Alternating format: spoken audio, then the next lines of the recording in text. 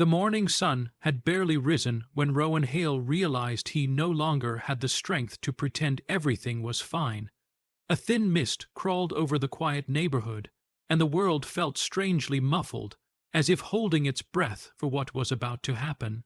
He stood outside the small community center kitchen where he volunteered on weekends, exhausted, unshaven, and wearing a smile so practiced it almost felt glued on.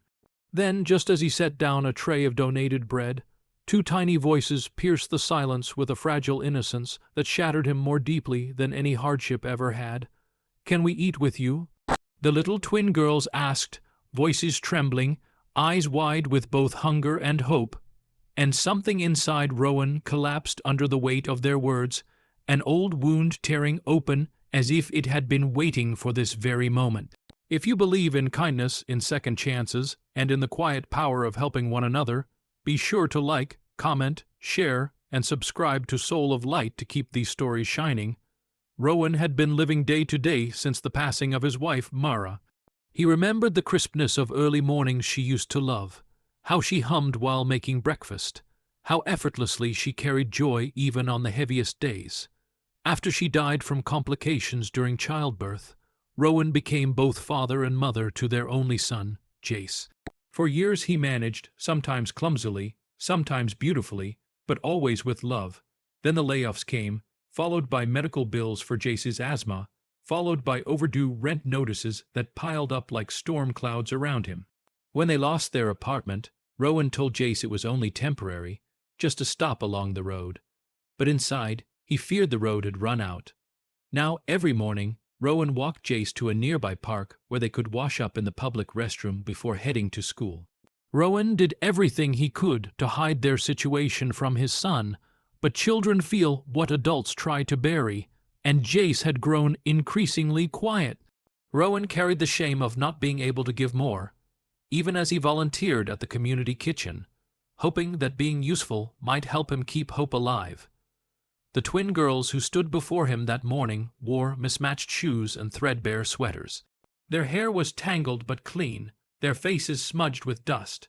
They looked like sisters who had learned too soon how to be each other's whole world. Rowan swallowed the sudden lump in his throat. The sight of them poked at a memory of Jace at their age, clutching Rowan's pant leg whenever he felt unsure of the world. He asked the twins where their parents were, though he feared the answer before it came. They explained in hesitant fragments that their mother worked 2 jobs and often missed meals, leaving them to find something to eat wherever kindness existed. Rowan's heart constricted. He recognized the exhaustion in their voices. He lived with that exhaustion every day. Without hesitation, he led them to a small table, filled their plates, and sat with them while they ate. They devoured the food with a mix of desperation and gratitude that was difficult to watch. Rowan could almost hear Mara's voice whispering, "You can't save everyone, but you can save someone. Start there." As the twins ate, Rowan drifted through his memories like someone wading through water far too deep. He remembered Mara's unwavering belief that compassion had a ripple effect. He remembered how she used to say, "If you want hope to thrive, you have to plant it yourself." Rowan thought he had lost the ability to plant anything, let alone hope. But watching the girls, he felt something subtle shift in his chest, pain mixed with purpose. That afternoon, Rowan picked Jace up from school and took him to the community kitchen so they could eat together before finding a quiet spot for the night. Jace noticed the twins immediately. They waved shyly, remembering the kindness Rowan had shown them. Jace smiled, and in that moment Rowan saw a glimpse of the boy he used to be before life became so heavy. Rowan introduced them, and for the first time in what felt like years, the 4 of them laughed.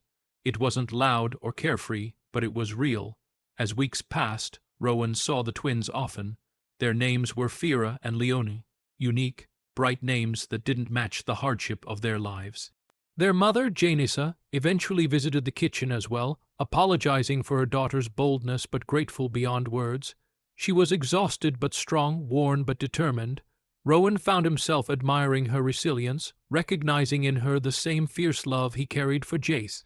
The community kitchen slowly became a place of meaning rather than desperation. Rowan still struggled. He still slept in his car with Jace, still scrimped and saved every coin, still worried about the future with a fear that felt like a constant hum under his skin, but he felt less alone. Janessa and the twins often shared stories with him, and Jace began helping the younger girls with homework. In every small gesture, there was a sense of rebuilding, not a full restoration, but the beginning of one. One day, the community center director approached Rowan with an unexpected offer. She had noticed his dedication, the kindness he extended to others even when he had almost nothing himself. A part-time staff position had opened at the center, and she wanted him to fill it. Rowan almost refused out of instinct. Life had taught him not to expect good things, but she insisted, telling him that people like him didn't just work in places like these. They strengthened them. Rowan accepted. He didn't realize until he walked to his car later that evening how long it had been since he felt proud. When he told Jace, the boy's eyes lit up in a way Rowan hadn't seen in years. "Does that mean we can get a place?" Jace asked. Rowan hugged him tightly before answering, "Soon, I promise." For once, the promise felt like something he could keep. True to his word, within a month he saved enough for a small one-bedroom apartment. It wasn't much, just cracked tiles, thin walls, and a window that stuck. But it was theirs. The first night there, Jace sprawled on the floor with the twins coloring beside him while Janessa cooked a simple dinner as thanks for everything Rowan had done. Their little gathering felt disjointed and imperfect, but warm, the kind of warmth Rowan feared he'd never feel again after losing Mara. Life didn't transform overnight. Rowan still had difficult days when he woke up panicked about bills or worried about Jace's health. Janessa still worked long hours. The twins still relied on the community kitchen sometimes, but they faced their struggles together now. And slowly, steadily, Rowan began to understand that healing didn't always come through grand moments.